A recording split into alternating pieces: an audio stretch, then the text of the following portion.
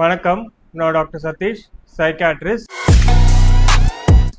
இன்னைக்கு alcohol dependence சிண்ட்ரோமோட முதல் criteria tolerance அப்படின்றத பற்றி பார்க்கலாம். டாலரன்ஸ் அப்படின்னா, இப்போது நம்ம ஆல்கோஹாலோ இல்லை சம் அதர் ட்ரக் எதுவாக இருந்தாலும் நம்ம எடுக்கும் போது அது நம்ம பிரெயின்லேயோ சில கெமிக்கல் சேஞ்சஸ் மூலயமா mentally and physically some changes கொண்டு வரும்.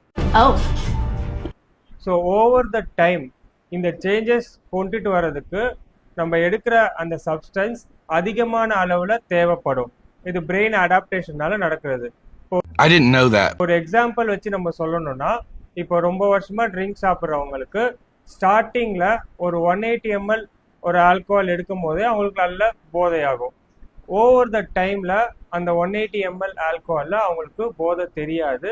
அவங்களுக்கு அதிகமான அளவு, for example 360 ml, next 540 ml அதிகமான அளவு தேவைப்படும் அதே போதை அவங்களுக்கு கிடைக்கிறதுக்கு.